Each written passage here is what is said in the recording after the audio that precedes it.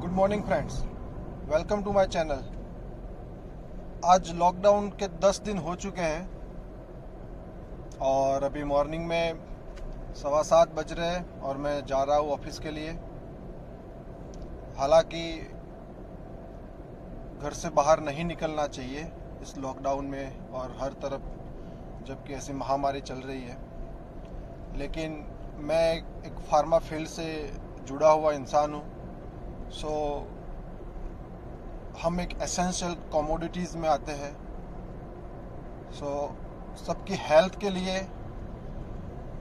और सबको मेडिसिन का सप्लाई निरंतर मिलता रहे, इसीलिए हम लोगों को ड्यूटी पे एवरीडे जाना ही पड़ता है।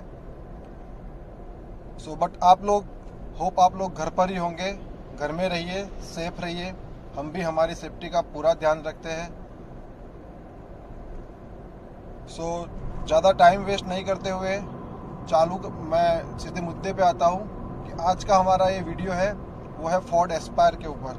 मेरी गाड़ी है Ford Aspire TDCi 1.5 litre diesel और ये मैंने 2019 में ली थी, मार्च महीने में। आज लगभग 1 साल से ऊपर हो चुका है और मैंने अभी तक गाड़ी 13,000 किलोमीटर से ज़्यादा गाड़ी चला ली है। ये अभी जो 2020 का फेसलिफ्ट आया उससे पहले का मॉडल है, टॉप मॉडल है, टाइटेनियम प्लस। सो मैंने ये गाड़ी क्यों ली? सो आज हम बात करेंगे कि मैंने ये गाड़ी क्यों ली, इस गाड़ी के प्रोज क्या है, कॉन्स क्या है, मुझे क्या पसंद है, क्या नहीं पसंद है, क्या कमी है। इसका मुझे अभी तक इस गाड़ी की दोनों सर्विस हो चुकी है, फ्री वाली और एक फ्री में एक पेड होती है जिसमें लेबर चार्ज के अलावा दूसरे सब चार्जेस हमको लगते हैं। गाड़ी की माइलेज क्या है, माइलेज के बारे में हम लास्ट में बात करेंगे। सो स्टे ट्यून, पूरा वीडियो देखिए। सो सबसे पहले बात करते हैं कि मैंने ये गाड़ी क्यों ली। तो जब मैंने गाड़ी लेने का सोचा तब मैंने मार्केट में Maruti, Tata, Hyundai and Ford, ये 4 कंपनी की गाड़ियां मैंने देखी थी। मारुति लेने का मेरा पहले से कोई प्लानिंग था नहीं, फिर भी मैंने उसकी डिज़ायर ऑटोमेटिक पेट्रोल वेरिएंट चला के देखा था, जिसमें मुझे बहुत मज़ा नहीं आया। बहुत ही मुझे अंडर पावर लगी वो गाड़ी और जब भी उसमें गियर शिफ्ट होते तब एक झर्क सा लगता था। फिर मैंने टाटा नेक्सॉन और टियागो भी देखी, लेकिन मुझे शोरूम का रिस्पॉन्स इतना अच्छा नहीं लगा टाटा पे। उनका वेलकमिंग जब भी कस्टमर आता है, सॉरी अगर वीडियो डिलीट होता है तो एक्चुअली मैं अभी ड्राइविंग कर रहा हूँ, ऑफिस जा रहा हूँ, सो उसके लिए अपोलॉजी। तो मुझे उतना वेलकमिंग नहीं लगा। रोड बहुत खाली है बाय द वे, गाड़ी में आराम से 70-80 की स्पीड पे कांस्टेंट क्रूज करता हूँ। मैंने कुछ दिन पहले टंकी फुल करवाई थी। सो इस वीडियो के एंड में हम वो भी देखेंगे कि फुल टू फुल टैंक मुझे क्या एवरेज मिली। और बाय द वे कल मैं फिर से टंकी फुल करवाने वाला हूँ क्योंकि ऑलमोस्ट आज शाम तक गाड़ी में फ्यूल ख़त्म हो जाएगा। सो मुझे टाटा में इतना रिस्पांस नहीं मिला और टाटा की रिलायबिलिटी के भी पुराने इश्यूज थे, तो मैंने सोचा चलो देखते हैं। फिर हुंडई में ऐसी कोई गाड़ी थी नहीं जो मेरे बजट में आ जाए। मेरा बजट था 9 लाख के आसपास। उसमें एक सिर्फ ये ग्रांड i10 आती थी और एक्सेंट आती थी, बट एक्सेंट मैक्सिमम टैक्सी में यूज़ होती है, इसीलिए मैंने उसको मेरे लिस्ट से हटा दिया था। ग्रांड i10 पावर कम था उसमें कंपेयर टू दिस फोर्ड और प्राइस ज़्यादा थी। फिर मैंने फोर्ड की फ्री स्टाइल देखी। फ्री स्टाइल मैंने डीजल में चला के देखी, बहुत ही मज़ेदार गाड़ी थी। फिर मैंने होंडा भी देखी थी। तो फ्री स्टाइल में मुझे चलाने का बहुत ही मज़ा आया। फिर मैंने होंडा देखी, होंडा अमेज। उसके बाद मेरे रिलेटिव में फोर्ड एस्पायर है एक, तो कुछ पर्सनल काम से मैं एस्पायर लेके मेरे काम से गया। सो अराउंड वो 300 किलोमीटर के आसपास की ट्रिप थी एंड आई वॉज अमेज्ड। उसकी driving dynamics, power, I was amazed. So फिर मैंने तय किया कि मैं फोर्ड लूँगा या फिर होंडा की अमेज लूँगा। फिर जैसा कि मैं थोड़ा कंफ्यूज था, मैंने थोड़ा मेरा झुकाव अमेज के ऊपर चला गया। लेकिन उस टाइम मेरी जॉब में जो कलीग काम करते हैं उनमें 2 लोगों के पास अमेज है, पेट्रोल भी है, डीजल भी है।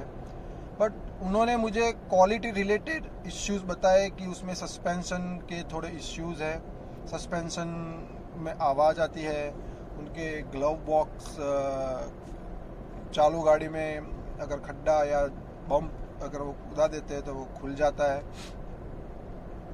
ऐसा छोटे मोटे उन्होंने इश्यूज बताए। फिर भी मैंने उसको ओवरलुक करके, मैंने नेगोशिएशन करके, मुझे अच्छी खासी डील भी मिली अमेज में। मैंने पेट्रोल में टॉप मॉडल उसका बुक भी करवा लिया। बट कहीं ना कहीं मेरे दिमाग में जो वो एस्पायर का पावर, एस्पायर की ड्राइविंग डायनामिक्स जो मेरे दिमाग में सेट हो चुके थे, वो कहीं ना कहीं मुझे खींच रहे थे उसकी तरफ। फिर मैंने अमेज का टेस्ट ड्राइव भी लिया।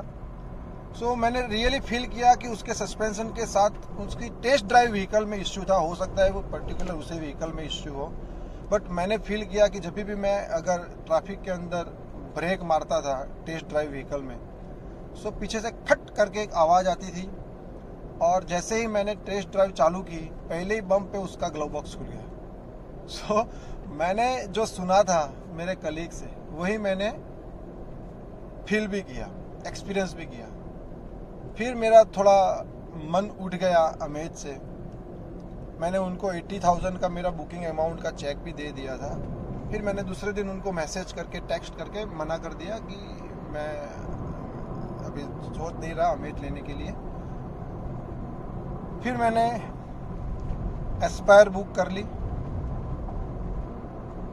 एस्पायर बुक करने के मेन मेरे रीज़न क्या थे? सो सबसे पहले मुझे चाहिए था सेफ्टी। आप सभी लोग जानते हो कि फोर्ड की बिल्ड क्वालिटी एकदम से बढ़िया होती है। उसके ऊपर इसके अंदर 6 एयरबैग है, टॉप मॉडल है तो 2 ड्राइवर और पैसेंजर विंड कर्टेन एयरबैग और साइड एयरबैग, 6 एयरबैग है। एवरेज इसकी अच्छी है। कंपनी क्लेम करती है 26 प्लस क्लेम करती है। ये BS4 मॉडल है जिसमें 26 प्लस कंपनी क्लेम करती है। इसका AC बहुत ही पावरफुल है। टॉप मॉडल में ऑटोमेटिक हेडलैम्प, ऑटोमेटिक वाइपर आते हैं, ऑटोमेटिक ORVM आता है, टच स्क्रीन म्यूजिक सिस्टम आती है सिंक 3 के साथ, जिसमें एंड्रॉयड ऑटो और एप्पल कारप्ले है। ऑटोमेटिक AC आता है। इसका गियर एकदम स्मूथ है। सो मुझे जो मेरी प्रायोरिटी थी, सेफ्टी, बिल्ड क्वालिटी, वो मुझे एस्पायर में मिली। सो मैंने एस्पायर बुक कर ली। आज मैंने एस्पायर को 13,000 से ऊपर मैंने चला लिया है। सो अभी मैं बात करता हूँ कि इसके प्रोज क्या है, इसके कॉन्स क्या है। सो सबसे पहले हम प्रोज बात करते हैं। इसका सबसे पहला प्रोज जो है वो है इसका पावर, इसका engine, 1.5 litre engine. I think this is the best engine in the segment. ये 100 PS पावर, 250 न्यूटन मीटर का टॉर्क जनरेट करता है। ये टर्बोचार्ज इंजन है जिसका टर्बो अराउंड 1400 RPM पे पुल हो जाता है। और ये रेव फ्रेंडली इंजन है। ये अप टू 5000 RPM तक ड्राइव करता है। यानी ये 0 RPM से लेके 5000 RPM तक आपको कभी भी ऐसा नहीं लगता कि इसमें कहीं भी पावर की कमी है, या आप पुल करते करते गाड़ी को थक जाओगे, डर जाओगे, बट गाड़ी आपको कहीं भी किसी भी पॉइंट पे आपको निराश नहीं करेगी। चाहे आप 80 से 100 जा रहे हो, 100 से 120, 120 से 140, 140 से 160। मैंने इस गाड़ी को टेस्ट के लिए 180 तक दौड़ाया है और इसमें कहीं भी वाइब्रेशन नहीं है। चाहे गाड़ी स्टार्ट करे तब, गाड़ी चाहे 20 की स्पीड पे चल रही है, गाड़ी चाहे 180 की स्पीड पे चल रही है, गाड़ी के स्टीयरिंग पे, गियर नॉब पे कहीं पे भी वाइब्रेशन नहीं है। और 180 की स्पीड पे भी गाड़ी रोड पे चिपक के चलती है। आपको पूरा का पूरा कॉन्फिडेंट मिलता है। इसका स्टीयरिंग स्पीड पकड़ने पे अच्छा खासा हैवी हो जाता है। हालांकि आपको जिसकी वजह से आपको हाईवे पे बहुत ही अच्छी स्टेबिलिटी मिलती है, हाई स्पीड पे बहुत ही अच्छी स्टेबिलिटी मिलती है।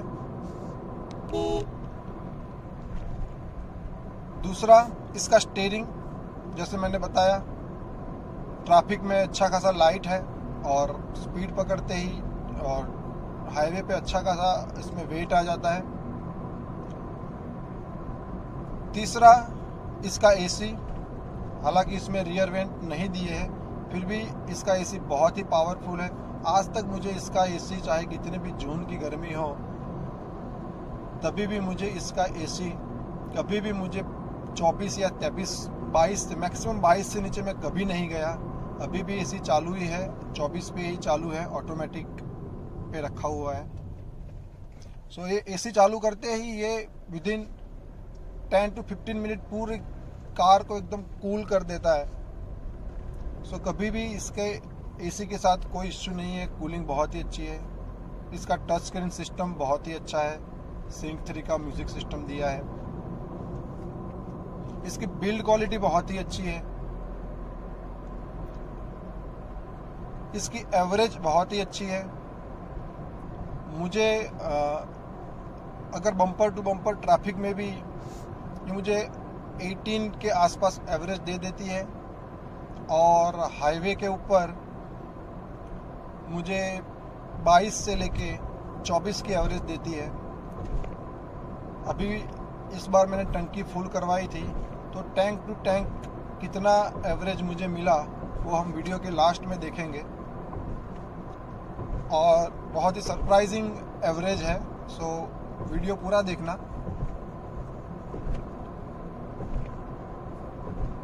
इसके सस्पेंशन बहुत ही अच्छे हैं। थोड़े स्टीफर साइड है जिससे आपको हाईवे के ऊपर अच्छी स्टेबिलिटी मिलती है। बम्पी रोड के ऊपर गाड़ी स्टेबल होकर चलती है, बाउंसी नहीं होती है। आपको कॉन्फिडेंट आता है गाड़ी चलाने में, कॉर्नरिंग करने में आपको कॉन्फिडेंट आता है। सो ड्राइविंग डायनामिक्स में ये गाड़ी बहुत ही अच्छी है। सो ये सारे थे इसके प्रोज। कॉन्स क्या है? कॉन्स है इसके, सबसे पहले इसकी हेडलाइट वीक है। फोर्ड को इसके बारे में सोचना चाहिए। आज के टाइम में हेलोजन बल्ब दिए हैं, इसमें एलईडी या प्रोजेक्टर हेडलैम्प होने चाहिए। हालांकि मैंने बल्ब ही रखे हैं, बट थोड़े हायर वॉट के बल्ब मैंने चेंज करवाए हैं। दूसरा कॉन्स है इसमें, मेरे लिए हो सकता है ये कौन से किसी के लिए नहीं भी हो, कि इसमें हैंड रेस्ट नहीं है। हैंड रेस्ट होना चाहिए, क्योंकि जब भी हम लंबी ड्राइव पे जाते हैं तब हैंड रेस्ट बहुत ज़रूरी है। और तीसरा जो कॉन्स है, इसकी प्लास्टिक क्वालिटी मुझे इतनी अच्छी नहीं लगी। इसमें थोड़ी नॉकिंग नॉइस आती रहती है, क्रैकिंग नॉइस आती रहती है। पता नहीं मैंने फॉर्ड में 2 या 3 बार सर्विस सेंटर पे भी मैंने बताया, फिर भी वो लोग अभी 100% मुझे सेटिस्फेक्शन नहीं मिल रहा है। कहीं ना कहीं से थोड़ी थोड़ी नॉइस आती रहती है। आई थिंक उन्होंने प्लास्टिक के अंदर इतने पैकिंग अच्छे से नहीं किए। हालांकि प्लास्टिक क्वालिटी अच्छी है, बट पता नहीं इसमें कहीं ना कहीं से डैशबोर्ड से और डोर से छोटे आवाज़ आते रहते हैं।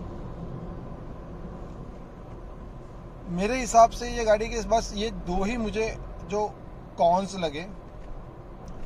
कमी क्या है, तो आज के टाइम के हिसाब से, गाड़ियों के हिसाब से देखें तो मुझे जो कमियां खलती है वो है एक हैंड रेस्ट की कमी खलती है, एक डेड पेडल होना चाहिए, क्योंकि जब भी हम लंबी ड्राइव पे जाते हैं तो लेफ्ट लेग के रेस्ट के लिए अगर एक डेड पेडल है तो बहुत ही अच्छा है।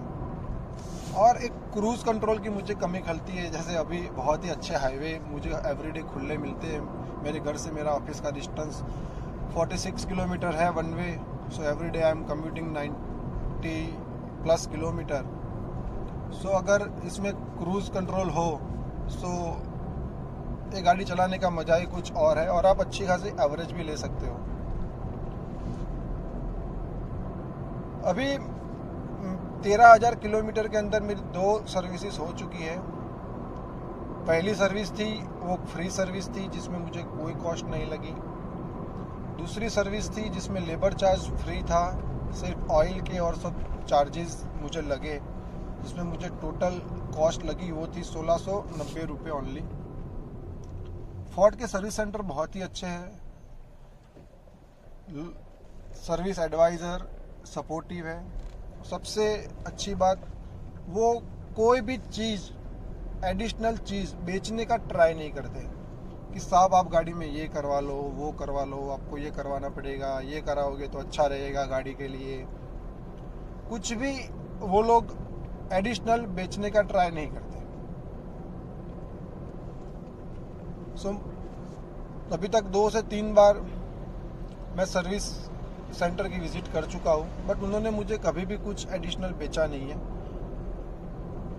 अभी तक मुझे गाड़ी में एक प्रॉब्लम भी आई थी।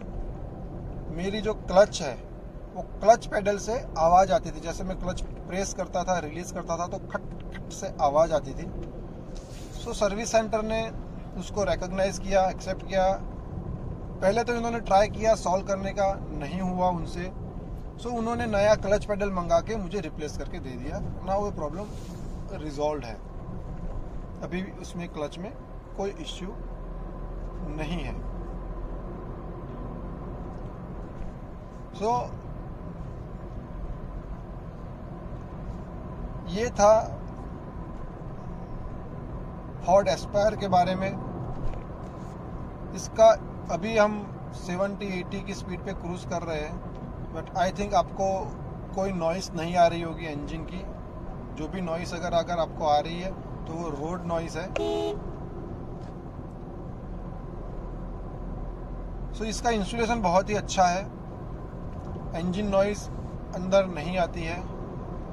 हालांकि आप 120-100 उसके ऊपर अगर क्रूज करते हो सो तभी आपको वो इंजन नॉइस आपको सुनाई देगी, आपको फील होगी। तब तक इंजन नॉइस नहीं आती है। सो यही था। अभी नेक्स्ट हम फ्यूल टंकी जब फुल करवाएंगे तब आपको बताता हूँ कि इसने मुझे एवरेज कितनी दी। मैं हालांकि आपको बता दूँ, ये गाड़ी एवरीडे 90 किलोमीटर मैंने चलाई है टंकी फुल करवाने के बाद। मैंने जब टंकी फुल करवाई तब उसका मैंने वीडियो नहीं बनाया था, बट हाँ मैंने उसका स्नैप लिया है जो मैं वीडियो में आपको शेयर कर दूंगा। 37.5 लीटर मैंने डीजल इसमें डलवाया था। सो मैंने कितने किलोमीटर पे वो डीजल डलवाया था वो भी स्नैप में आपको दे दूंगा। अभी हम कितने किलोमीटर पे डीजल डलवाएंगे वो मैं आपको इसी वीडियो में शेयर करूंगा। एवरीडे 90 किलोमीटर मैंने single passenger as a single driver, गाड़ी में और कोई पैसेंजर नहीं है। बूट मेरी पूरी खाली रही है, और क्योंकि बाहर कोरोना चल रहा है इसीलिए मैं किसी और को पैसेंजर या कार पुलिंग मैंने नहीं की है और करना भी नहीं चाहता। सो ये जो माइलेज है वो ओनली सिंगल पैसेंजर, खाली एम्प्टी गाड़ी का माइलेज है। So let's go to the fuel pump और फ्यूल डलवा के फिर मैं आपको बताता हूँ कि गाड़ी ने कितनी माइलेज दी। तो अभी हम पेट्रोल पंप पहुँचने की तैयारी में हैं। सो उससे पहले मैं आपसे कुछ शेयर कर देता हूँ। अभी आपको जो मीटर की रीडिंग दिख रही है वो दिख रही है 13,454 किलोमीटर।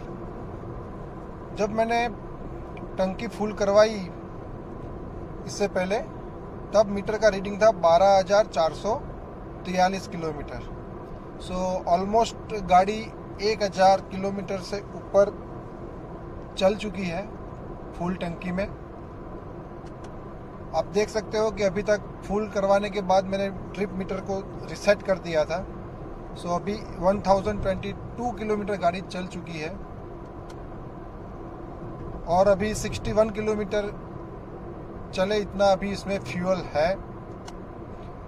और अभी जो मुझे डिस्प्ले पे एवरेज शो कर रही है वो शो कर रही है 27.8 kilometre.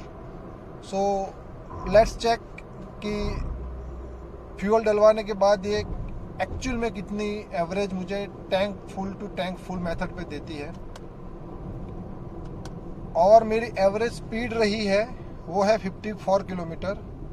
So we almost reach to the petrol pump. So let's fuel the car.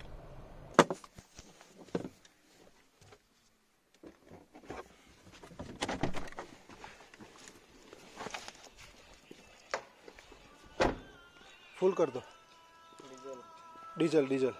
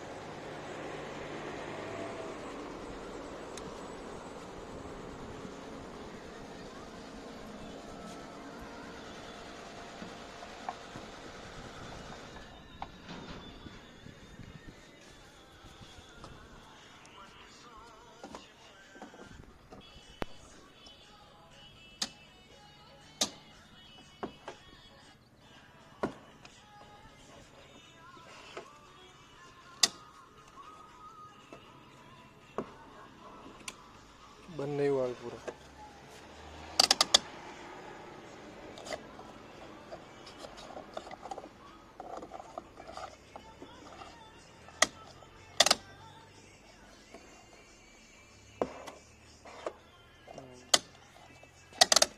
वो टच नहीं होता है।